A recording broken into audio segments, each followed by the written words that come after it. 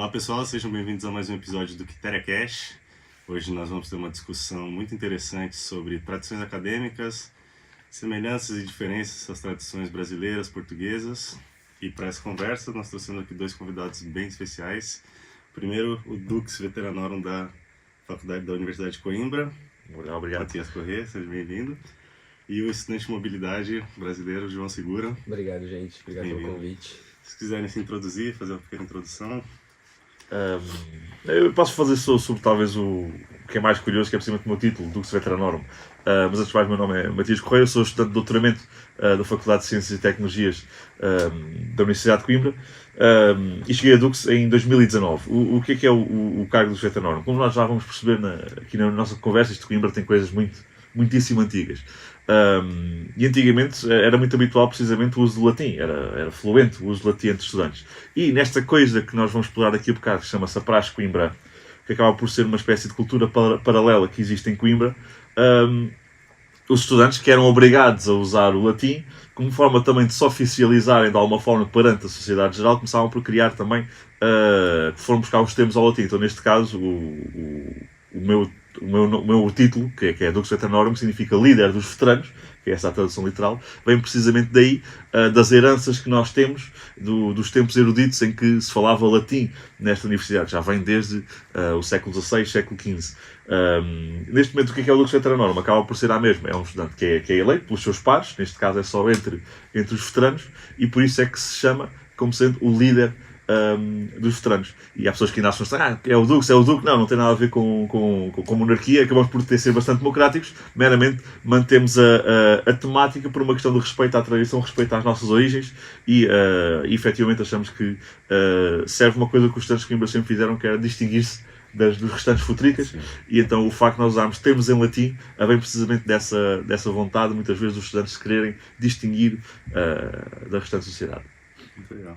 Bom, muito prazer, eu sou o João Vitor Segura, sou estudante de jornalismo na Unesp do Brasil e estou fazendo mobilidade aqui na Universidade de Coimbra, na Faculdade de Letras. A Unesp é onde? É no interior de São Paulo. Okay. Interior de São Paulo, numa cidade que chama Bauru, que tem 300 mil habitantes. E eu vim aqui conversar com vocês sobre a vivência acadêmica, porque lá no Brasil eu estou um pouco mais inserido do que aqui. Lá no Brasil eu faço parte de uma república que já tem 10 anos, então lá no Brasil é considerado mais antiga do que aqui. A gente é uma república estudantil com mais de 5 mil seguidores no Instagram, a gente faz festas quase todo ano, tem eventos, tudo. E aí eu vim aqui para dar o meu parecer sobre a vivência acadêmica, porque eu estou muito inserido lá, já estou no meu segundo ano da faculdade, antes de vir para cá, tinha virado veterano recentemente. E aí vou falar um pouquinho sobre sobre as diferenças entre a vivência acadêmica aqui em Portugal e a vivência universitária lá no Brasil, como a gente apelida carinhosamente. Então, para iniciar a nossa conversa, nosso debate, eu gostaria de perguntar, para o Dux especialmente, o que de fato são as tradições acadêmicas aqui na Universidade de Coimbra. Porque eu cheguei agora há pouco, tem 3 meses, e eu ainda estou entendendo como é que funciona. Vi que tem muita tradição, é uma faculdade muito antiga, e eu queria entender mais sobre isso. Até para explicar para o pessoal do Brasil. Claro. Então, o que nós entendemos, e há aqui um pequeno fator que eu tenho que separar, que é as tradições académicas de Coimbra são diferentes das restantes tradições académicas de Portugal. Precisamente porque a Universidade de Coimbra já vem desde 1290 e são coisas que, como referiste, foram criadas há bastantes anos. E a descrição oficial do que é que se entende por praxe académica coimbrã, que neste caso é sinónimo de tradição académica, são todos os protocolos, costumes, comportamentos e património que está intrinsecamente ligado à vida à participação de um estudante com a Universidade de Coimbra. Ou seja, é exclusivamente restrito à Universidade de Coimbra. E isto vai desde a nossa própria gíria, que nós estudantes de Coimbra temos uma gíria, temos nomes diferentes do que o que nós chamamos os futricas, são os civis, as pessoas que não fazem parte da universidade. Ou seja, vai desde a nossa própria gíria, os nossos nomes que usamos, desde o latim, desde os grelados, fitados, vai naturalmente talvez ao nosso maior ex-libris, que é o uso da capa e batina, que é um uniforme que também é restrito aos estudantes da Universidade de Coimbra, vai aos próprios mitos, à mitologia, à mitos que está por detrás da vivência académica, como por exemplo a raposa, as escadas de Dom Dinis, a bola de Dom Dinis, todas essas lendas e brincadeiras que se geram por aí, e vai naturalmente também, acima de tudo, pautar a relação que os estudantes interagem uns com os outros. Não só entre eles, como também com os professores, porque existe um protocolo que liga também os estudantes aos professores. Ou seja, o que se entende aqui por tradição académica, como eu referi, é quase que é uma subcultura que está englobada nos estudantes da Universidade de Coimbra, e como eu chamo de dizer, é um modus vivendi.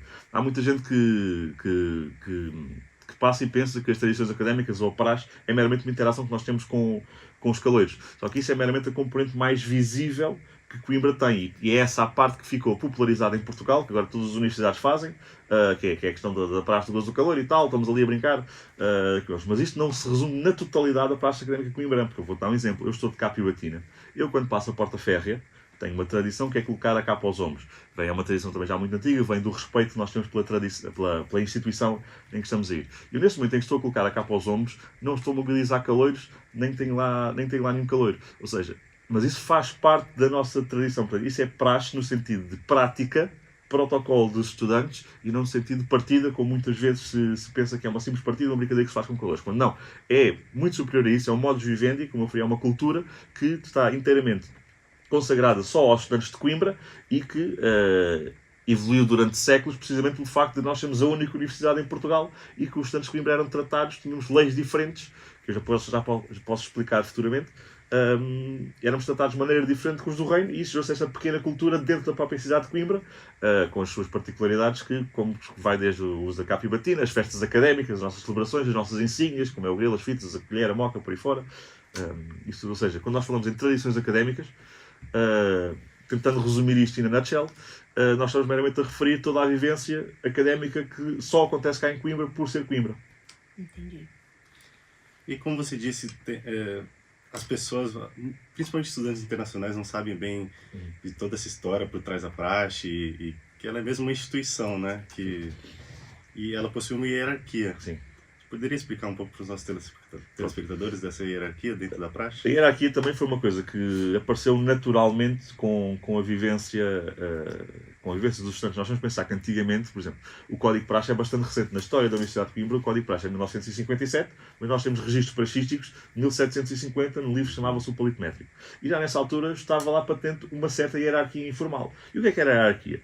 Era meramente uma divisão entre as experiências dos estudantes, sendo que os estudantes mais velhos eram precisamente vistos como tendo mais credibilidade do que os estudantes mais novos, que ainda estavam a ser um bocado perdidos, tinham chegado à sua nova vida, lá está, eram caloiros, eram novatos na Universidade de Coimbra e não sabiam bem como é que haviam tratar um professor, não sabiam falar latim, não sabiam fazer essas coisas.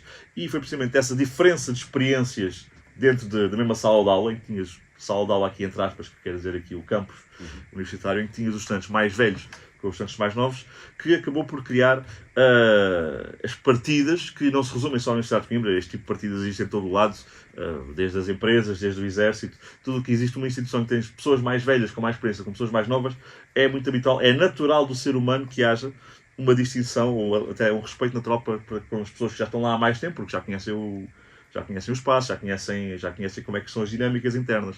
Então, esta evolução ao longo de 5 séculos, é muitos anos, eventualmente acabou por se pautar em várias hierarquias que se cristalizaram precisamente quando nós começámos a codificar a praxe, e então deu-se um peso objetivo de como é que nós vamos distinguir efetivamente as hierarquias, que é através do ano de matrícula, ou seja, quanto mais anos eu tenho na Universidade de Coimbra, mais eu subo na hierarquia, porque traduz a minha experiência na Universidade de Coimbra. E o que a hierarquia tem na praxe, o que refere é precisamente a experiência que nós temos na Universidade de Coimbra, porque nós sabemos que, enquanto cidadãos de Portugal, nós somos efetivamente todos iguais e temos o mesmo direito. No entanto, quando nós estamos no âmbito da praxe, então aí sim existem as pessoas que já estão cá há 5, 6 anos de Coimbra e que já conhecem, já foram às festas académicas todas, já tiveram o direito de participar no cortejo, já foram grelados, já foram fitados, já fizeram todo o caminho, todo o cursus honorum, como a gente chama, e como tal isso dá-lhes mais poder, entre aspas, de influência sobre os estudantes. E ao longo dos tempos isso agora acabou por ao longo dos tempos ser cristalizando, porque a hierarquia antes era uma coisa mais informal do que é agora. Nós agora estamos com o Código de Praxe, seguimos a hierarquia muito mais rígida. Na componente que é mais visível, que é precisamente a praxe ao gozo do caloiro, é aí onde vigora, onde nós temos efetivamente os estudantes mais novos, em que há pessoas que dizem que a hierarquia é negativa, ou veem a hierarquia como ser uma coisa má, porque dizem que é uma opressão. Portanto, se nós pensarmos e analisarmos as pessoas que estão lá dentro, vão ver que a questão da hierarquia na praxe do gozo do caloiro é um ato de confiança. no sentido em que nós todos, enquanto somos estudantes de ensino superior, somos vacinados, somos maiores de idade, votamos na nossa nação.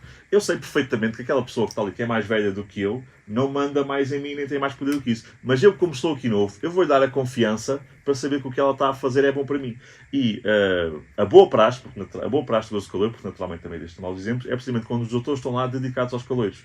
Isto é às vezes que é uma imagem que os próprios caloiros nem se apercebem, mas quando nós estamos a organizar uma praxe de gozo do caloiro, nós estamos lá para os caloiros e estamos a fazer atividades, muitas vezes com o objetivo de os integrar e de os associar.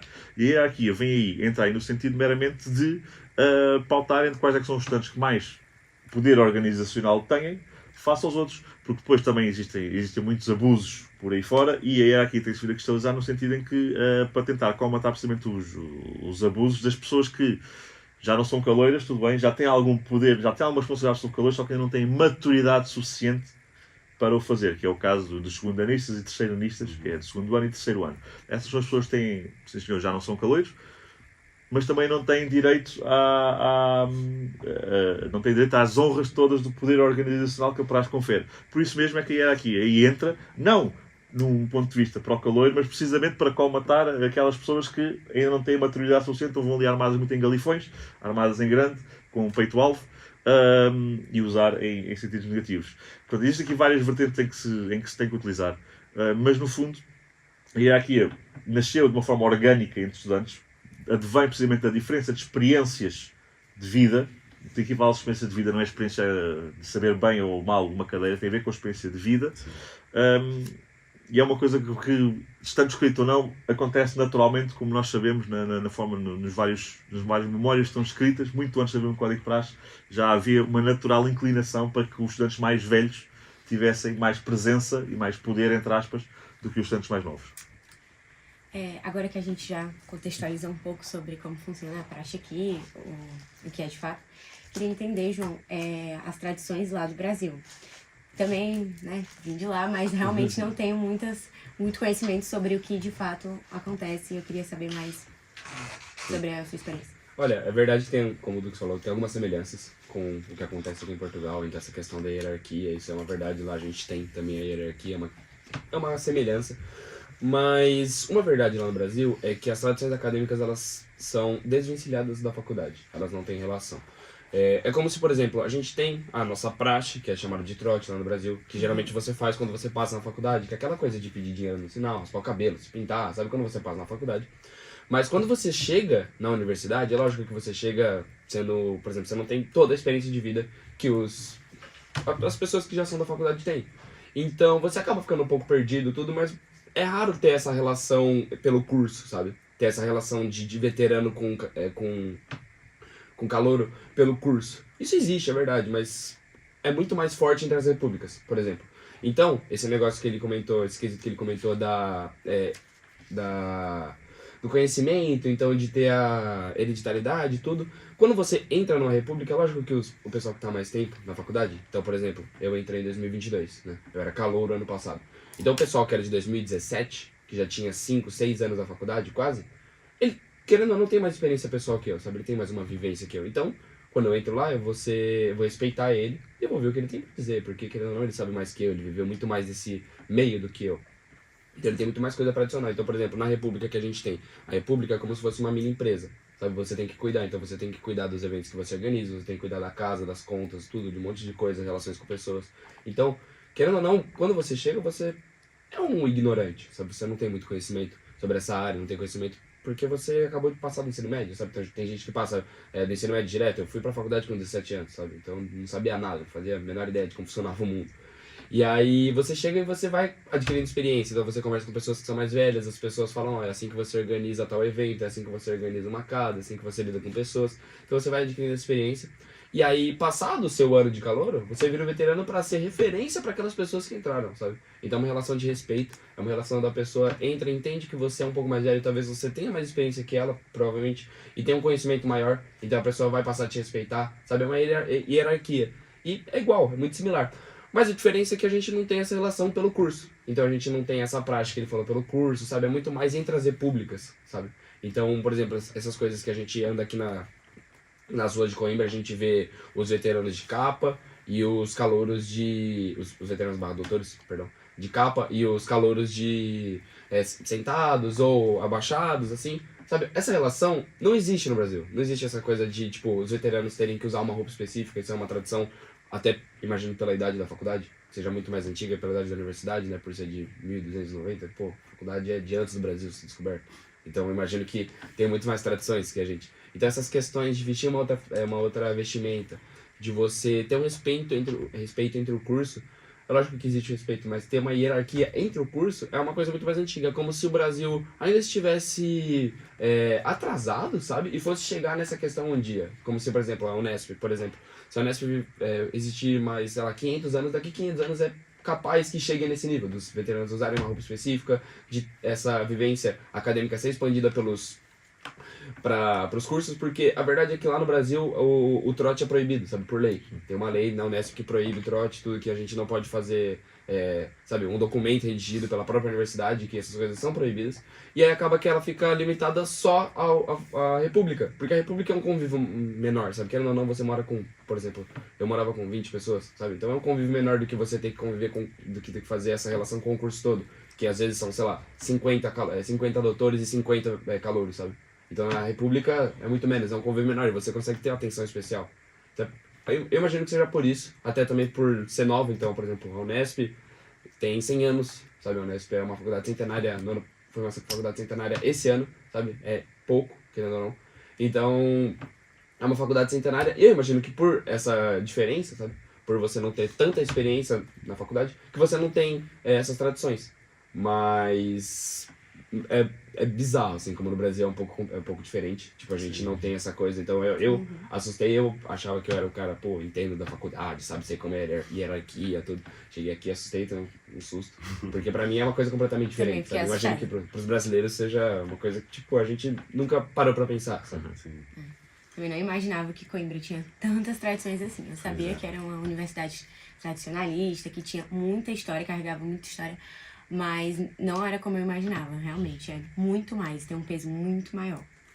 Uma coisa que a gente queria te perguntar é qual foi a principal motivação para ascender até esse cargo de Dux e como é que funciona essa... Bem, epá, tu agora vais puxaste aqui uma veia política. Precisamente do que estávamos aqui a falar, eu não vou tentar explicar muito porque não interessa aqui para o povo, porque é política, mas para explicar que o Conselho de Veteranos da Universidade de Coimbra, que é a instituição que eu estou aqui a representar, pequeno parênteses, ali o meu colega estava a dizer que o trote era proibido no Brasil. Cá em Portugal também já se tentam muitas proibições de tentativas de proibir a praxe, mas cá em Coimbra isso nunca vincou nem nunca irá vincar. E acontece, por exemplo, no Porto, na Faculdade do Porto e na Universidade de Lisboa, também há pessoas que não compreendem o fenómeno e tentam proibir, porque acham isso negativo e tal. Só que cá em Coimbra, como isto é tal e qual como nas repúblicas, nós também temos as repúblicas em Coimbra, uma panagem, as repúblicas de Coimbra, que eu imagino também sejam das brasileiras, é que é literalmente um país autogerido. A república é um país à parte de Portugal, ou seja, aquilo que Portugal declara não vale dentro da República de Coimbra. De igual forma, na praxe, um dos preceitos básicos da praxe é que só os estudantes de Coimbra é que regem a praxe de Coimbra. Nós somos literalmente uma cultura paralela e, portanto, se me vier a universidade um dia proibir a praxe em Coimbra, nós não vamos aceitar isso porque a universidade, eu pergunto sempre quantas matrículas é que o reitor tem. Ele pode ter assim, mas é que ele já não, para dizer, quer dizer que ele já não é estudante. A praxe é uma coisa dos estudantes. E quando nós temos precisamente pessoas de fora a tentar vincular a praxe, aí dá problemas. E é daí de onde vem. Nós em Coimbra temos cá uma pequena particularidade também, é que o Conselho de Veteranos da Universidade de Coimbra é o único órgão praxístico reconhecido. E nós temos mesmo ligações com a universidade, por exemplo, nós fazemos curadoria com o Museu Académico, trabalhamos na queima das fitas, ou seja, mesmo na praxe, mesmo a Universidade de Coimbra reconhece mesmo, e a Câmara de Coimbra também reconhece, e o Estado também, em tempo já foi mais simpático, agora já não é tão simpático connosco, e já chegou a reconhecer a capa e batina. Isto porquê? Porque o Conselho de Veteranos, precisamente, como representamos aqui uma civilização, por exemplo, uma população que é bastante, como vocês sabem, nas crises académicas, a Universidade de Coimbra teve um peso muito forte na contestação ao Estado Novo. E o Conselho de Veteranos teve um papel muito forte durante o Estado Novo, ao fazer as latadas e ao fazer os corteios que criticavam o Estado Novo. Ou seja, o próprio Conselho de Veteranos tem uma posição política muito forte em Portugal, ao nível da questão da contestação estudantil, porque Coimbra, enquanto universidade, está na vanguarda da contestação estudantil. Então, nesta vertente, há muito, uma das características do Dux Veteranorum, do suposto líder, é que ele permanece no cargo vitalício. Mas é vitalício académico, ou seja, até ele deixar de estudar, até ele acabar o curso, por aí fora. Olha, isto foi muito bom durante muitos anos, até que teve aqui um gajo que teve cá 40 anos. Foi o meu antecessor. Esteve cá desde 1980 até 2019. E o problema é que, não querendo entrar muito em detalhe, mas ele chegou a uma altura que já uma pessoa já tinha 50 anos e enquanto representante estudantil já não fazia sentido. Porque nós respeitamos a tradição, sim senhor, reconhecemos que ele é o Dux, só que ele era o Dux porque ele simplesmente, o próprio Conselho de Estranhos estava ali a valorizar a burrice porque ele estava simplesmente a chumbar todos os anos e mantinha-se no cargo só para ser Dux. E isso deu uma péssima imagem, uma muito má imagem ao próprio Conselho de Veteranos. E eu, na altura, sou um amante das tradições, juntei-me ao Conselho de Veteranos enquanto veterano normal. Estava a ver que a figura do meu antecessor, que era o João Luís Jesus, que era uma pessoa com 40 anos aqui à frente de malta com 20 anos, já nem sequer já não correspondia com aquilo que nós queríamos. Foi um golpe de Estado. Porque nós tivemos que fazer um golpe de Estado, porque foi um golpe de Estado académico. Nós criámos um grupo chamado Os Conjurados 21, em que o objetivo era mesmo depor o Dux Veteranorum, e fizemos uma magna assembleia onde todos viemos e conseguimos a deposição. Depois isso funciona um bocado como o antigo Senado Romano, em que eu se quero me depor ao cônsul, eu tenho que aparecer com mais votantes do que os que votaram no cônsul na altura. Portanto, ele na altura teve 100 e tal votos, eu tive que aparecer para aí com mais de 100 votos para eu conseguir depor. Porque a ideia é que se tu queres depor alguém, tens de ser mais forte politicamente do que ele. E acabou por ser isso um bocado. Foi essa um bocado a história. Foi porque eu gostava muito do Conselho de Veteranos e estava a ver que a sua imagem pública estava bastante atacada. Porque tínhamos à frente uma figura que já tinha idade para ser pai de nós. E as próprias posições deles já não se coordenavam com a atualidade dos estudantes. Eu e um grupo de veteranos dissemos, pronto, ou o Conselho de Veteranos morre, ou nós revitalizamos isto. E foi isso que me motivou um bocado a ser Dux Veteranorum. E depois há outra vertente, que eu sou o primeiro Dux Veteranorum em Portugal de estudante de doutoramento. Precisamente para tirar, porque a ideia dos Dux que existem em Portugal é que são os estudantes que estão lá há muitos anos, já chumbaram várias vezes, são os burros, são os cabos, por aí fora. E o Conselho de Veteranos na altura decidiu precisamente eleger o contrário, que é, em vez de elegermos o mais burro, vamos tentar eleger precisamente alguém que tem mérito académico. Não quer dizer naturalmente que sou o mais inteligente, mas na altura eu era o estudante de doutoramento que estava disponível e neste momento, pronto, acho que o meu próprio Conselho de Veteranos tem bastante estudantes de doutoramento e acho que demonstra uma reversão daquilo que antes eram os estudantes mais velhos e que ficavam cá mais a chumbar, e nós agora temos os estudantes mais velhos, sim, mas é porque são os que mais já fizeram mestrado, já têm trabalho científico pronto, porque nós achamos que a Universidade de Coimbra acaba por ser uma instituição de sapiência e então os representantes máximos da sua tradição devem também ser pessoas muito ligadas à sapiência e, como tal, devem ser pessoas bastante ligadas à ciência. E a eleição após um mandato é algo novo, então? Isso é exatamente, pronto. Uma das coisas que depois eu instituí com a nova reforma do Código de Praxe foi precisamente o limite de mandatos ao cargo do Veteranorum. Que lá está, tradicionalmente é até ao fim da vida académica, mas neste momento existe um limite de 4 anos. Tal e qual como um ciclo político normal, precisamente para evitar os abusos. Pode ser reeleito, mas lá está, tem que ir à votação. E o problema que se via era que no antigo modelo não havia sequer uma oportunidade para as pessoas dizerem se gostavam ou não do modo de governação do anterior. Agora, para a gente falar um pouquinho também sobre uma questão do Brasil que você colocou em pauta, que o trote lá é proibido. Então, é porque no Brasil existem muitos casos de abusos nos trotes, né? Eu queria que tu falasse um pouquinho mais sobre isso e como funciona nas repúblicas, se já aconteceu algum caso que tu vivenciou, como vocês lidaram com isso. Certo.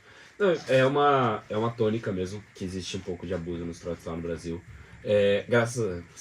Felizmente, eu não tive acesso com esses casos na minha república, sabe? Ou de pessoas próximas. Mas já ouvi casos de pessoas que... talvez eu vou dar uma expressão, mas tiravam o calouro pra uma pessoa inferior, sabe? Então beleza, você pode entender que você, por estar mais na faculdade, merece mais respeito. Mas aí você ridicularizar outra pessoa por ela ser mais nova na faculdade, eu acho que passa um pouco do limite. Eu já vi alguns casos, já ouvi falar de alguns casos sim. Já ouvi falar de alguns casos que a pessoa, por ser mais nova, tem que fazer certas funções, sabe? Por ser mais nova que não pode, por exemplo, comer no mesmo lugar que as outras pessoas, sabe? Que é coisa que pra mim não faz sentido, porque acho que a verdadeira tônica da faculdade no Brasil é que a República é como se fosse uma família, sabe? É uma família que te ajuda com experiências pessoais, com experiências, universitárias, experiências de trabalho, sabe? Então a República é uma verdadeira família. E aí você fazer com que a pessoa que seja mais nova que você, então, por exemplo, mais nova na família, tenha que se sujeitar a outras situações para ser aprovada, sabe? Pra mim não faz muito sentido, sabe? Pra mim acho que é um pouco de... perde a razão do que... perde a boa parte do que é a República, sabe? Então a gente tem essa tradição de hierarquia, como eu comentei anteriormente, mas tem umas pessoas, assim, algumas repúblicas, isso não em Bauru, sabe? Tem alguns casos, por exemplo, repúblicas em Piracicaba, em São Carlos, que tem tradições, por exemplo, escravocratas, sabe? Isso é, sabe, algo inaceitável. Tem várias repúblicas que já foram canceladas por causas de racismo, causas de machismo, sabe? De homofobia, etc. E porque o pessoal acaba, sabe, entendendo que por ele ser mais velho na faculdade, ele pode fazer o que ele quiser, sabe? E isso acaba, de certa forma, conferindo um abuso. Então, felizmente na minha república nunca aconteceu, sabe? A gente é muito cuidadoso com isso, a gente sabe que, por exemplo, isso é uma educação que vem desde o começo, todo mundo sabe que, beleza, você tem uma hierarquia acima, mas não é por isso que você tem que passar por cima da outra pessoa, sabe? E isso acontece um pouco, não dá pra falar que não, mas no meu alcance nunca foi, já presenciei alguns casos de abuso.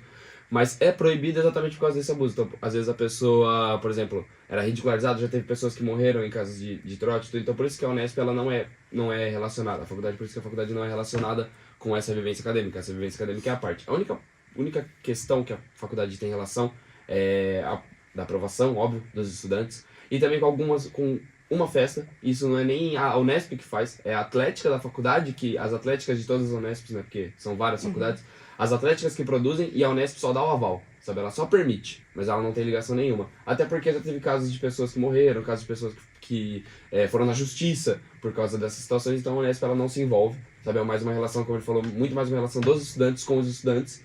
E aí, por essa proibição, ela fica muito mais restrita às repúblicas, sabe? Porque não é como se a república fosse um país à parte, mas ela tem, querendo ou não, uma certa autonomia. Lógico que ela tem que respeitar a lei, mas ela tem uma certa autonomia dentro dela mesmo, sabe? Então é uma coisa um pouco diferente.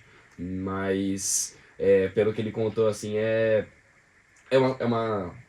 particularmente é uma aspiração que eu tenho, que um dia a faculdade no Brasil seja igual aqui, sabe? Porque eu entendo que é uma hereditariedade muito mais legal do que a gente tem no Brasil, sabe? Eu imagino que é um negócio muito mais natural. Sim. E aqui em Coimbra existe um movimento anti-praxe que, na minha opinião, tem crescido ultimamente, as pessoas alegando que algumas das tradições são antigas e não fazem mais sentido nos dias de hoje. E eu queria saber a sua opinião sobre esse movimento. Isso é natural, mas eu tenho a oposição contrária a ti. Acho que já teve muito pior. Muito pior, entre aspas, porque a minha visão naturalmente é a favor do praxe. E neste caso, pronto, vendo isso como sendo antagonistas de mim, não, já tivemos muito pior, um movimento muito mais forte. Nós tivemos um caso aqui tal e qual, muito similar, como o colega falou, que foi o caso do Meco. Não teve nada a ver com Coimbra, em que morreram para aí 3 ou 4 gajos. Não teve nada a ver com Coimbra. E Coimbra apanhámos por tabela, porque aí foram os parvalhões de Lisboa que fizeram porcaria, levaram os gajos para o mar, pronto, morreram todos afogados, e parece que afinal depois a culpa era de Coimbra. Nós não tivemos nada a ver com isso e apanhámos muito por tabela, e nessa altura sim houve mesmo muitas manifestações, efetivamente anti-praxe, por aí fora. Hoje em dia aquilo que eu vejo é que é um bocado... existe o natural da sociedade. Que naturalmente nós somos todos heterogéneos de opiniões e portanto há pessoas que são a favor, há pessoas que estão assim, há pessoas que estão contra. E portanto existe esse fenómeno e tem todo o direito de existir. E nós tenho amigos também tenho amigos em repúblicas muitas vezes, também que já falámos disso. E é uma questão de divergências de opiniões, é só isso. Uma coisa que a praxe também evoluiu, tal e qual como também o meu colega estava a dizer, que antigamente a praxe era muito mais havia muito mais pressão para ser obrigatória, apesar de nunca ter sido oficialmente obrigatória, havia muito mais pressão para ser obrigatória. Hoje em dia, acho que já mesmo toda a gente que vai para a universidade sabe que é uma coisa completamente voluntária, opcional, que não impacta de forma nenhuma o teu percurso académico e as pessoas aderem de livre vontade. E da mesma forma, por isso mesmo é que nós reconhecemos a legitimidade das pessoas dizerem, pá, não gosto, não quero, sou contra, por aí fora. Pá, e nós temos a nossa legitimidade de continuar a existir. E pronto, e é o quê? It is what it is. Eu acredito que o movimento antipraxe tenha crescido justamente pelos casos que ocorrem de violência. Eu vejo muito isso no Brasil. E aqui eu queria saber, tipo, como vocês se posicionam em relação a isso? As violências que acontecem no trote, se... Sim, mas isso é óbvio, nós naturalmente somos contra. O próprio Código de Praxe proíbe todos os atentados à dignidade física ou psicológica do caloiro, ponto. E isso nem sequer é uma coisa de praxe, acho que isso é uma coisa de bom senso e de cidadania entre cidadãos. E eu na altura lembro que achei e continuo a achar caricato que nós tínhamos que escrever no livro, não sejam otários. É caricato, porque é que a gente tem que escrever livros? Isso deve ser bom senso entre as pessoas. Portanto, naturalmente nós somos avidamente contra isso, até porque isso mancha bastante a nossa imagem como um todo, apesar de um fruto podre não faz árvore, mas isso mancha-nos bastante a imagem. E nós temos protocolos estabelecidos com a própria universidade e com as autoridades precisamente para salvaguardar esses casos. Para salvaguardar, não, para reencaminhar, porque o Conselho de Estranhos nós não somos autoridade praxística, não somos autoridade legal e civil. E, portanto, quando há essas situações de agressões, de violações e outros casos também igualmente graves, o que acontece é que nós sancionamos secundum praxis, nós sancionamos segundo a praxe e enviamos para a universidade que sanciona disciplinarmente e que, caso seja crime, envia para a polícia para sancionar legalmente essa pessoa. Ou seja, existem aqui várias instâncias. Nós já temos esse protocolo estabelecido, porque como também já devem ter percebido, isto já são coisas que já têm muitos anos, ou seja, já não é... estes casos maus não são de agora, sempre existiram, e o Conselho de Estranhos sempre se mostrou avidamente contra e a condenar todo o tipo de agressões ou violências, ou lá está, atentados à dignidade, seja física ou seja psicológica das pessoas. João, você falou um pouquinho sobre algumas das diferenças aqui entre Brasil e Portugal, e você, querendo ou não, sendo estudante de mobilidade, teve a experiência de ser calouro tanto no Brasil quanto um pouco aqui, apesar de você não ser efetivamente um calouro, você participou de algumas das atividades que os calouros participam. Eu queria que você falasse pra gente um pouco das diferenças, semelhanças da sua experiência aqui. Olha, no início que eu cheguei aqui, eu me tratei muito como um calouro. Falei, sabe, vou me postar como um calouro, sabe? Eu não conheço as tradições aqui, no começo não conheci, então eu falei, vou dar uma chance, porque realmente, sabe, é uma coisa, imagino que seja uma coisa diferente do Brasil, e realmente é. Sabe? Então eu dei uma chance, fui em uma praxe e não foi uma experiência ruim, sabe? Longe de ser, foi uma experiência realmente legal. Eu vejo que as pessoas acabaram ficando muito mais unidas, os meus colegas de sala que foram em todas as praxes ficam muito mais unidos, porque realmente cria laços, sabe? Ajuda as pessoas com as experiências pessoais.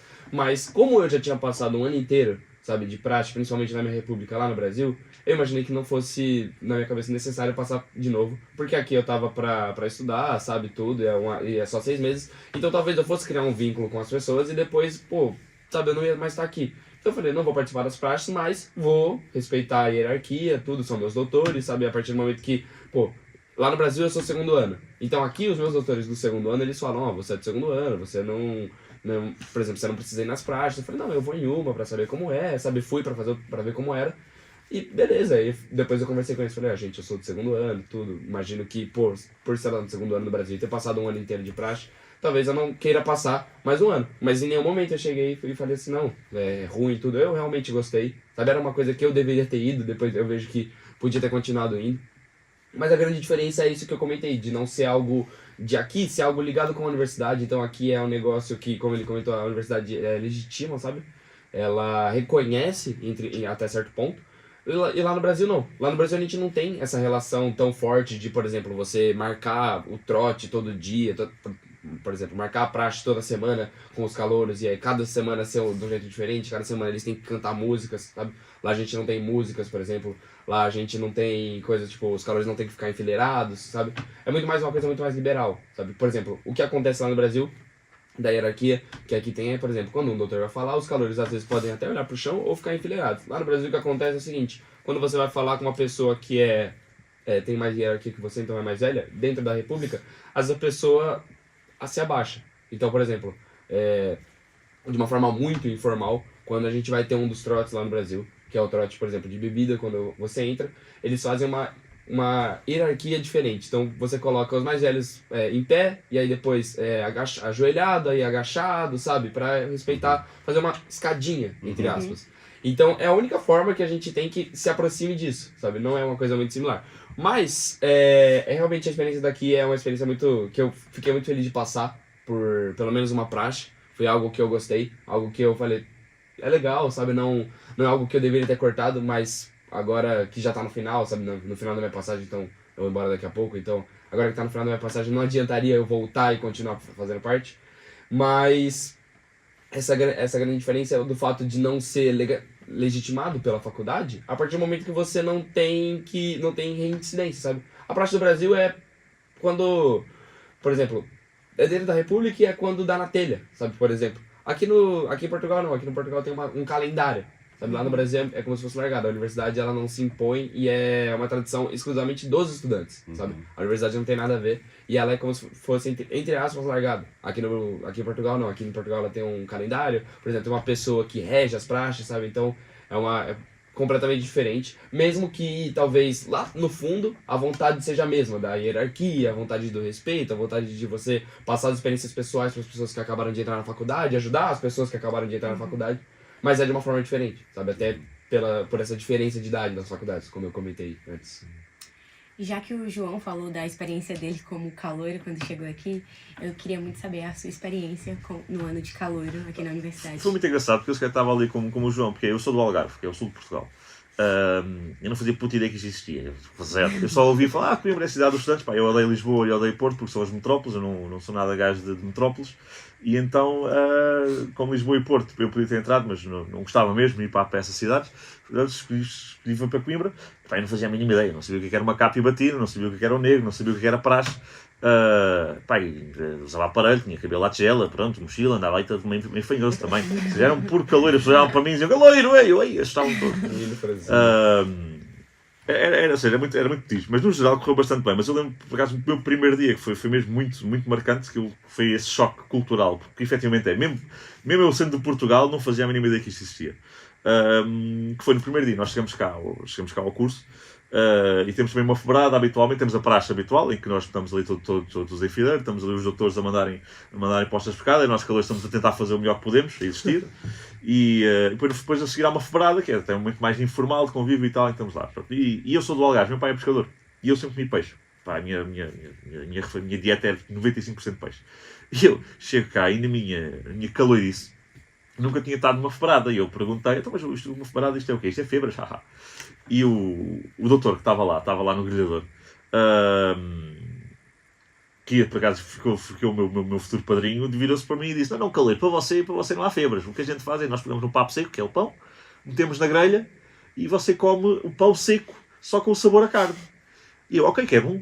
E ele percebe precisamente a fazer isso, pega no papo seco, pumba, mete ali o pão na grelha, tosta ali um bocadinho o pão, e dá-me o pão de volta. E eu fico ali todo contente a comer, a pensar, estou a fazer amigos. E depois olhava para os meus colegas todos eles a comerem um pão com uma febra lá dentro, e eu a pensar, cunhas, malditos. E isso foi uma praxe que ele me fez. Não foi uma praxe de humilhação, foi uma praxe que ele olhou para mim e disse, pá, olha para este coitado, aqui veio do Algarve, não faz a mínima ideia, vou aqui para gozar um bocadinho com ele. Pá, e a malta teve-se toda a rir de mim do calor que estava ali a comer um pão seco, todo contente da vida, a pensar que já estava a fazer amigos. Esse foi a minha primeira praxe. Marcou-me para eu, na altura não me percebi, estava loado completamente, mas serviu-me bastante bem para um gajo que veio para cá, sem amigos nenhuns, sem familiares, porque eu caí um bocado de paraquedas, sem nada. Deu-me uma porta incrível para o curso e para aquelas pessoas que futuramente são as minhas amigas e quase minha família. Ou seja, esse primeiro dia, por acaso, marcou-me muito positivamente, porque eu cheguei ali ao meu curso, e lá está, não é a República, mas é o curso, e vi, pronto, isto vai ser a malta com que eu vou ter que sofrer agora durante os meus próximos 5 anos, e vão ser os meus amigos. E nesse aspecto, o primeiro dia marcou-me bastante. Depois, ao longo do meu ano de calor, foi isso, era calor, e às praxes, algumas faltavam, por aí fora.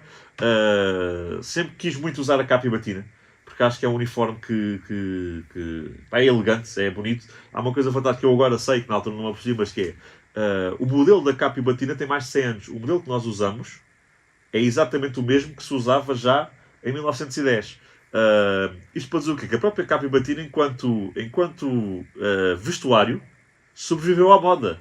Que é uma coisa que é bastante rara na moda. As modas duram duas seasons, por aí fora. Depois muda-se logo uma coisa. A capibatina não. A capibatina passaram 100 anos e ela permanece elegante na moda atual. E eu sempre vi que a capibatina tinha uma certa elegância. A própria capa em si era uma coisa muito bonita. Epá, não venham com o Harry Potter. Eu acho que isso é uma comercialização parva da capibatina. O Harry Potter é que veio da nossa capibatina e não o contrário. A nossa elegância é que deu a magia ao Harry Potter. E eu sempre via a capibatina como sendo uma coisa que eu queria utilizar. Via a malta chamarem-se doutores. Doutor aqui. Eu vi, fogo. Eu sou estudante de ensino superior, eu quero seguir. Vi os doutores como exemplo. E isso acabou também por moldou bastante a minha personalidade, moldou bastante o meu caráter, fez-me crescer bastante como pessoa. E deu-me uma personalidade e uma maturidade também que eu vejo que é diferente, por exemplo, dos meus outros colegas das outras universidades que não tiveram esta escola que Coimbra dá, porque nas outras universidades, se calhar, estás no curso superior para fazer o curso, para tirar o diploma. Eu quero tirar o diploma para trabalhar. Enquanto em Coimbra não, nós aqui em Coimbra estamos aqui mesmo a viver, nós estamos mesmo a viver a vida académica, temos uma vivência, por isso é que nós falamos em vivência, enquanto nos outros cursos é história, eu vou às aulas, vou para casa, estudo, volto, saio à noite de vez em quando e pago 50 euros, táxi só, enquanto cá em Coimbra não, cá em Coimbra, como isto faz mesmo parte da nossa vivência, ajuda, nós não estamos só cá a tirar um diploma para ser engenheiros, para ser médicos, para ser jornalistas, por aí fora, nós estamos mesmo aqui a crescer como pessoas e acho que quanto mais velha tu reparas nisso, a diferença que uma pessoa formada em Coimbra tem de uma pessoa formada das outras universidades, não quer dizer que sejam pior, ou não estou a dizer se é pior ou se é simplesmente diferente. E isso tudo começou no meu ano de caloiro, que se eu ainda tinha dúvidas se Coimbra tinha sido a melhor escolha ou não, completamente esclarecidas, Coimbra para sempre. Só pontuar uma coisa que ele comentou e eu me recordei aqui que bati na minha mente. Lá no Brasil a gente não tem uma vestimenta para doutores e calouros, por exemplo, mas a gente tem uma forma de você reconhecer um calouro na faculdade, que é assim, geralmente os calouros quando tem alguns eventos, algumas festas, eles sempre vão fantasiados ou pintados de alguma forma. Então, por exemplo, na minha república a gente já foi pintado de Fred Mercury prateado, então inteiro de prata, já foi pintado de oncinha. E outra coisa é o cabelo. Então, por exemplo, quando um calouro entra na faculdade, lá no Brasil, ele não fica com o cabelo normal, o cabelo dele é cortado. Então você tem diversos penteados ao longo do ano, e diversos penteados ridículos, sabe? Diversos penteados com logos, diversos penteados, por exemplo, o meu cabelo por um bom tempo foi o meu cabelo com um cifrão, que é o logo da minha república atrás, sabe? Então é uma forma de você reconhecer o calor. É uma tradição que a gente tem lá no Brasil, em todas as universidades. Então tem isso na Unesp, que é a universidade pública, na USP, que é a universidade, principalmente nas públicas, então na Unesp, na USP, na Unicamp, que são faculdades ali em São Paulo e públicas. E aí você tem essa tradição e isso não foge. E outra coisa também é que lá na faculdade todo mundo tem um apelido, sabe? Todo mundo tem um apelido e ninguém é chamado pelo nome. Então aqui, por exemplo, eu sou João, você é o Manuel, ele é o Dux, todo mundo... Beleza, Dux é um cargo, sim, sabe? Mas, por exemplo, a gente é chamado pelo nome aqui. Lá no Brasil, não. Lá no Brasil a gente é chamado pelo apelido. E o apelido geralmente vem das piores histórias que você fez, então, das histórias mais ridículas que você fez, ou de alguma pessoa que você parece, sabe? É uma tradição também, sabe? Mesmo que não seja vinculado com a faculdade. Muitas pessoas têm um apelido na faculdade e outro apelido dentro das repúblicas, sabe? E aí acaba ficando no apelido das repúblicas porque é algo muito mais forte, é uma tradição muito mais viva do que a tradição dentro da faculdade, que é quase inexistente. Sim. Aqui tem um apelido, né? O nome de batismo. Não, aqui também há. É a mesma tradição. Falando sobre batismo, teve uma mudança, né, recente que proibiu os batismos fora de época. Não foi uma mudança, foi uma correção. Pronto. O que aconteceu aí foi, como foi, depois do Covid, perdeu-se o correto. Sim. E a tradição é o batismo ocorre na latada, durante o cortejo da latada. Ponto. Porquê? O cortejo da latada simboliza o quê? Simboliza precisamente a entrada dos caloiros no ensino superior, a mudança de vida, a entrada numa nova vida, em que eu agora já não sou, lá está, um estudante do ensino secundário ou ensino médio, como dizem no Brasil, eu agora sou um estudante do ensino superior e tenho aqui a minha nova família, os meus novos amigos, por aí fora. Isso acontece no início do ano letivo. O que ocorreu com o Covid foi que, como deixou de poder haver cortejos, nós fizemos um decreto em que permitimos que as pessoas batizassem ao longo do ano, em vez de haver um cortejo no dia. As pessoas, organizavam-se em grupos pequenos e organizavam-se em grupos pequenos e iam fazer o batismo. E o que ocorreu foi que deixou de cair essa limitação do Covid, mas as pessoas continuaram a fazer os batismos fora fora da latada. E nós achámos que isto já estava-se a perder completamente a tradição original, que é o batismo na latada. Então este ano saiu um decreto precisamente a decretar que os batismos têm que voltar à normalidade do que é tradicional em Coimbra, que é o batismo na latada, para significar isso, porque não faz sentido um caloiro que já está há 6 meses na universidade estar a celebrar a sua iniciação, que era isso que já estava a acontecer. Nós estávamos a ter batismos em maio, em abril, que era antes da queima das fitas, que é quando um caloiro acaba o seu ano. E é o que eu estou a dizer. A iniciação dá-se no início, não se dá a meio do ano, nem no fim. E o que estava a ocorrer é que as pessoas estava-se a perder completamente o significado do batismo, que é um ritual de iniciação, para ser, que é uma coisa que nós também achamos, mas isso tem a ver com um bocado da nossa doutrina, que é uma doutrina um bocado mais austera ao nível do caráter. Por exemplo, nós somos, a praxe académica é contra o vaidosismo e o individualismo. E o que nós estávamos a reparar era que os batismos muitas vezes serviam para os doutores mais velhos, os padrinhos, irem vangloriar os seus 5 ou 6 afilhados que tinham a título pessoal. Ou seja, havia ali o foco do batismo, deixou de ser o caloiro e a entrada do caloiro no ensino superior, e passou a ser: eu sou o padrinho, sou um gajo porreiro, tenho 8 caloiros, quero mostrar os meus caloiros todos à cidade. O foco deixou de ser o curso, passou a ser a pessoa. E nós somos contra isso, contestamos isso, porque mais uma vez, eu posso ser o Dux Vetranorm, sou o estudante mais hierarquicamente elevado na academia, eu visto-me exatamente igual ao caloiro. A capa e batina é exatamente a mesma. Os caloiros podem usar a capa e batina, já agora, só para esclarecer isso. E a nossa própria praxe, vocês vão ver, nós vestimos todos de preto, vestimos todos de igual, precisamente porque existe existe um espírito geral em que tu sacrificas um bocado a tua personalidade. E, portanto, tudo o que é vangloriação pessoal e individualismos, a praxe por si só é um bocado contra. E o que estava a ocorrer com os batismos fora da época era que eu já referi, que era as pessoas estavam em vez de usarem aquilo como ritual de iniciação para o caloiro, estavam a usar aquilo para si próprios. E foi nesse aspecto que saiu um decreto este ano, que não é que proibiu, mas simplesmente reinstaurou a normalidade que nós tínhamos até 2019. Mas você não acha que essa correção prejudica alguns estudantes que às vezes tiveram algum problema e chegaram atrasados aqui na universidade, mas ainda querem participar dessas tradições? Isso. Ou aí tá, mais uma vez, aí passa com a imagem que vocês, aí passa com a imagem que vocês têm do batismo, que é aqui a questão é, pronto, a ideia que vocês têm é que é o padrinho que vai fazer o batismo do corpo. Isso está correto, tudo bem. Mas isto não é obrigatório, nem é necessário, isto não é condição. Porque, mais uma vez, e no meu curso nós temos muito isso, e praticamente escolas de segunda fase que chegam cerca de uma semana antes da latada, ou até mesmo, se calhar, estudantes de mobilidade chegam depois. O que acontece é, nesses casos, porque o batismo é uma celebração do curso, não é das famílias dos colegas. Portanto, mesmo que um colega chegue só há 2 ou 3 dias, é o curso que está lá para o receber. E, muitas vezes, se tiver lá o padrinho, sim senhor, o padrinho vai fazer. Mas se não tiver, é um estudante mais velho, credível do curso, muitas vezes é o meu caso, Eletro, que é o meu curso, nós batizamos todos os caloiros ao mesmo tempo. Aliás, não é todos ao mesmo tempo, mas todos os caloiros, no dia, são batizados, independentemente de terem padrinho ou não. Se tiverem padrinho, o que se faz é que, se tiverem padrinho, então dá-se a honra ao padrinho de batizar o caloiro. Se não, é o curso que dá.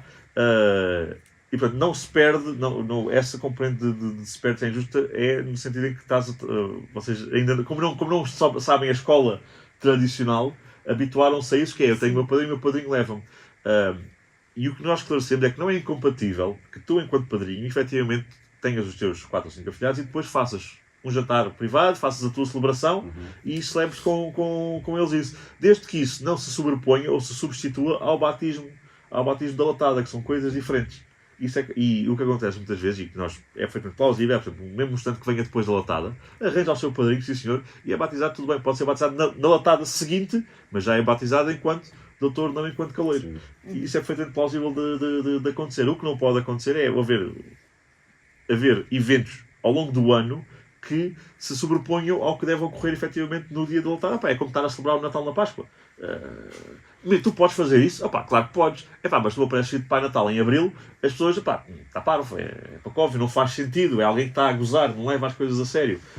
As pessoas podem fazer isso? Podem, mas o nosso trabalho é defender e definir o que é considerado como tradição académica. E, portanto, que é o que nós fazemos. Nós dizemos, olha, a tradição académica é assim, isto é, é a nossa doutrina. Pá, e pronto, depois as pessoas seguem e outras pessoas pronto, não seguem. Pronto, acaba por ser isso. É porque o que chega a gente é que apenas os padrinhos podem... Não. É tanto que quando saiu a notícia e tal, os calouros ficaram preocupados porque tinham acabado de chegar, não tinham feito conexões com ninguém assim, pra escolher alguém pra batizar. Porque a ideia que era passada eram que padrinhos ou madrinhas se batizavam. Mas é essa a ideia que está errada, que é esse individualismo, porque mais uma vez não é do padrinho. Se tiver, o padrinho tem a honra de, mas é o curso. Isso é uma iniciação do curso. É o curso que dá as boas-vindas ao caloiro. Pronto, é meramente e isso, e eu reparo, porque foi isso, tivemos o Covid e nós perdemos ali 2 anos em que isso não pôde ocorrer, e como a maior parte dos cursos, particularmente na Faculdade de Letras, são de 3 anos, é o suficiente para se perder, perdeu-se. E havia muita gente que achava, não, isto sempre foi assim, não. E vou perguntar a pessoas mais velhas, aos veteranos, de 2019, nós arranjávamos sempre o padrinho, sempre antes da latada, são cerca de 3 ou 4 semanas, só o mais chato é a segunda fase, mas a segunda fase são batizados à mesma. Aliás, inclusive, nós nos bons cursos, não querendo estar aqui a dizer mal, os calores que não têm padrinhos são à mesma também fantasiados na latada. Porque na latada é um cortejo em que a gente disfarça os calores com latadas e por aí fora. E nós fantasiamos todos. Não interessa se tem padrinho, senão o nosso curso reúne. Decidimos, olha, este ano a nossa brincadeira vai ser, vamos todos vestidos de Pokémons. Cada um vai ser um Pokémon. Pá, os gajos escolhem e nós vestimos todos independentemente de ter padrinho ou não ter padrinho. Depois a que me passou para criar foi que, como nós no Covid demos esta competência aos padrinhos, porque não podia haver um cortejo grande, não podia haver ajuntamentos. Durante o Covid, sim senhor. Pá, agora vamos voltar à normalidade, que é de volta ao curso, como um todo, porque depois o problema dos padrinhos é isso, é os individualismos, porque vocês depois, em vez de estarem como uma equipa grande, sou aqui o curso de Geografia, sou aqui o curso de Jornalismo, vocês estão lá, sou eu aqui os meus 5 amigos. A vossa relação é perfeitamente legal e boa, e é ótimo que aconteça, mas isso não se pode sobrepor à performance da equipa no geral. E o que a praxe defende e que reconhece é a equipa, ao invés, muitas vezes, do individualismo, porque a história nos diz, enquanto estudantes de Coimbra, é que a nossa força está precisamente na nossa união enquanto estudante de Coimbra e não enquanto caloiro tal, afilhado tal, filho de tal. Bem claro.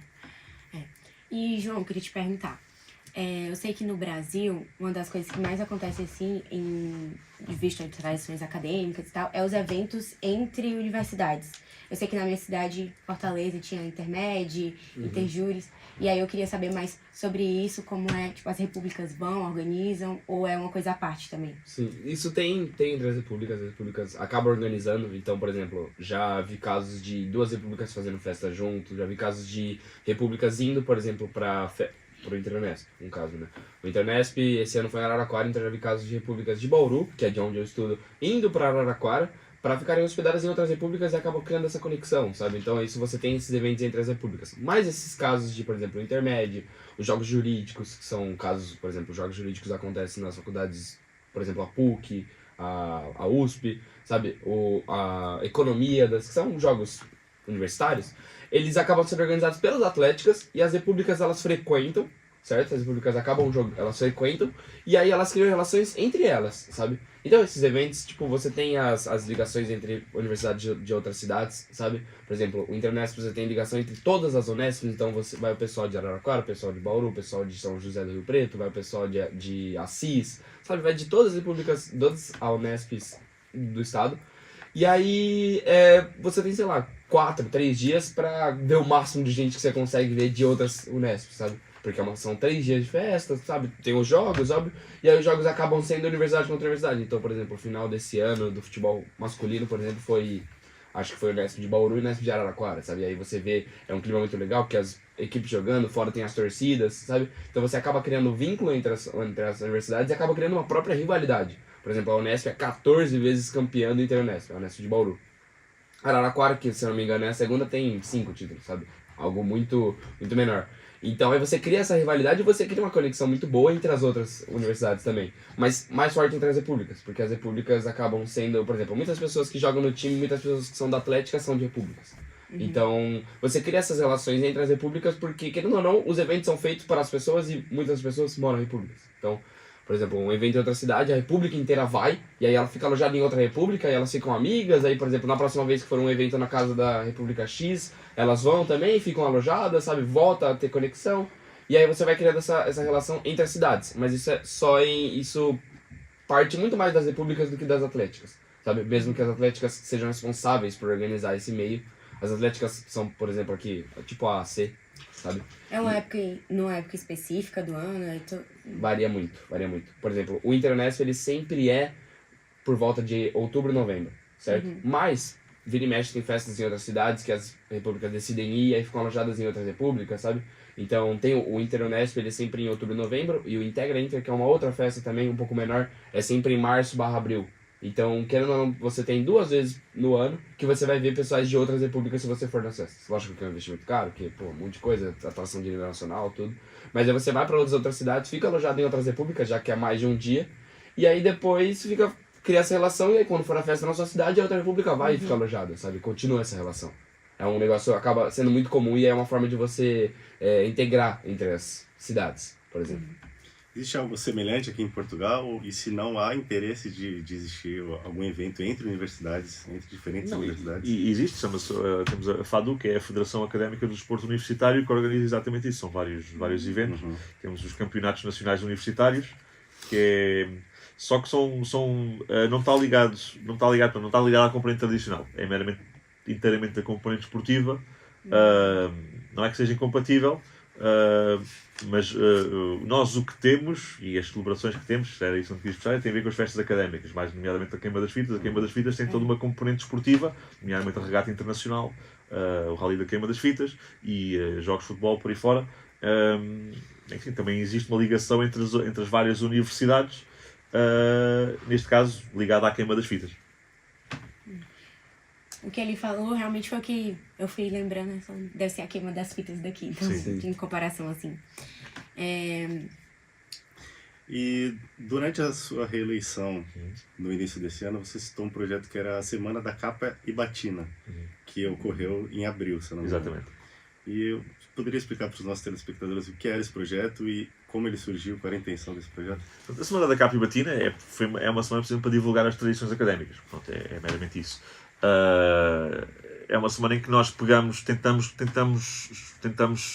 divulgar as partes que são menos conhecidas da praxe académica, porque já falamos aqui do trote, da nossa praxe, do gozo do calor, toda a gente conhece, toda a gente passa.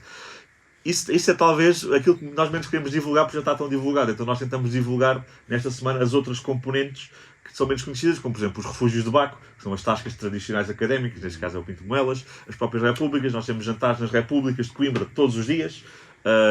No ano passado, neste ano em que ocorreu, houve as novas instalações do Museu Académico. O Museu Académico mudou de sítio, foi para novas instalações. Aí houve também feito uma inauguração de novas instalações. Foi feita uma exposição de decretos históricos, porque decretos é os nossos documentos, é um decreto de lei, que são escritos em latim e que alguns deles são muito bonitos, porque são obras de arte que são feitas. Antigamente eram mais do que agora. Nós fizemos uma exposição disso. Pronto, o objetivo da Semana da Capa e Batina foi precisamente divulgar componentes da tradição académica que são menos conhecidas e mostrar precisamente a abrangência que toda a nossa praxe académica tem, que não se resume só ao gozo do calor, mas sim às várias vivências académicas.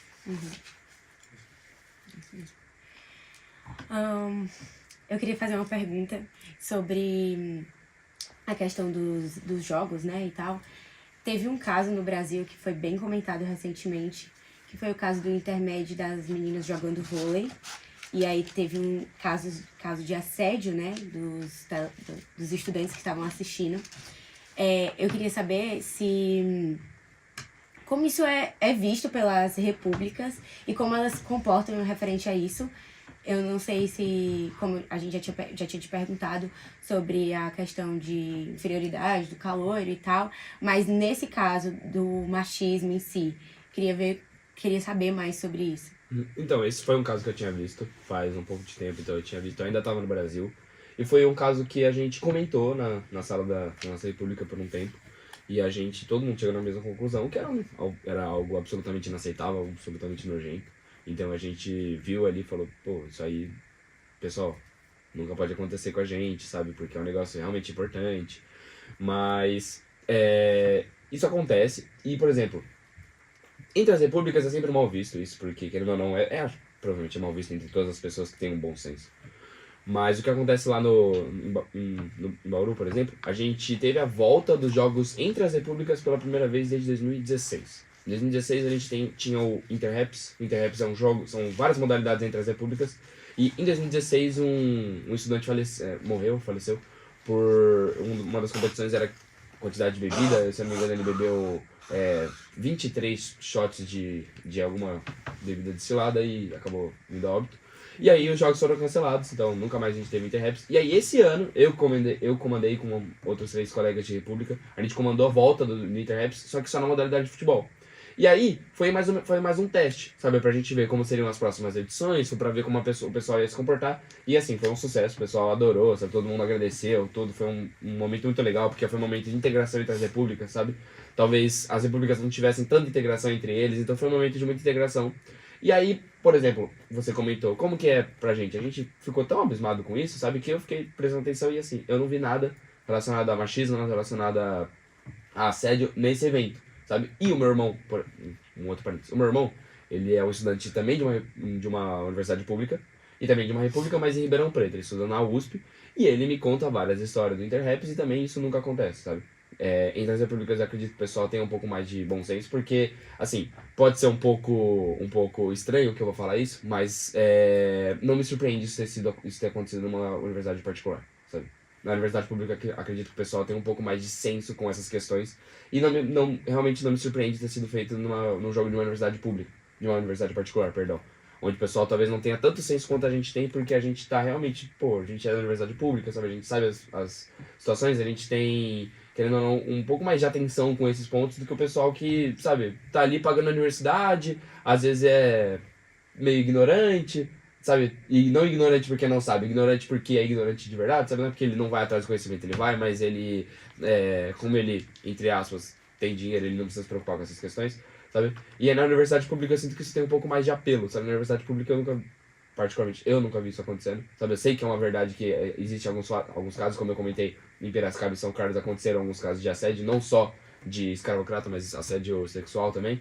E aí, mas isso muito mais antigo, sabe? Tanto que eu fiz um trabalho sobre isso, inclusive precisava até puxar no celular para ver se eu conseguia encontrar ele. Mas nas universidades públicas, eu imagino que isso não seja tão uma tônica, acredito que sejam mais casos isolados. E a gente realmente reprime qualquer situação relacionada a isso, a assédio, a abuso, sabe? Porque para nós é algo que a gente tá ali para aprender a viver em sociedade, a gente tá ali para ensinar as pessoas a viverem em sociedade, e aí isso não é algo que deve ser aceito quando você tá vivendo em sociedade, sabe? Então a gente reprime completamente. Bom, nosso tempo está acabando aqui, acho que dá tempo para mais uma pergunta. Eu queria perguntar para você sobre as tertúlias e qual seria a função delas e para o povo, para os brasileiros que não conhecem também entenderem um pouco mais o que é a tertúlia. Bom, a tertúlia historicamente era um grupo de pessoas que se reuniam para discutir um tema. Não é uma coisa restrita à praxe, é uma coisa que fazia parte da sociedade portuguesa. Havia tertúlias de livros por aí fora, Books Club por aí fora.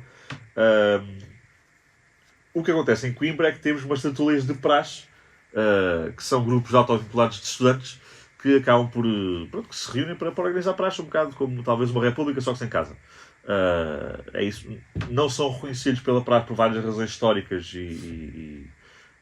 várias razões históricas, mas sim, elas existem, é um grupo de praxe.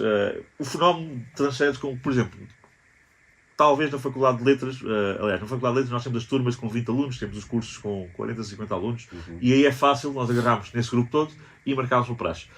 O fenómeno das tertúlias nasceu com a necessidade, porque em direito, como são 400, e é mesmo muita gente, acabou por haver uma necessidade de fazer uma triagem dos calores por várias famílias, por assim dizer, que neste caso só declaram tertúlias, e acabam por prachar só mobilizar entre eles, mas isto às vezes gera muitas relações, muitos conflitos, é uma posição muito sectária do curso de Direito, que vai precisamente contra as virtudes comunais que a praxe tem, por isso o Conselho de Estranhos não os reconhece oficialmente enquanto tertúlia, mas reconhece naturalmente o direito que eles têm e o direito deles de existirem, de agarrarem nos calores e de fazerem as suas coisas, mas isto, eles fazem exatamente o mesmo, aquilo que acontece num curso, que está só ligado a um curso.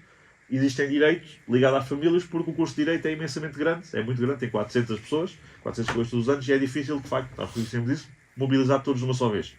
E então eles acabam por fazer, separados por grupos pequenos, que são dedicados a isso, e então é aí onde nascem as tertulias de praxe.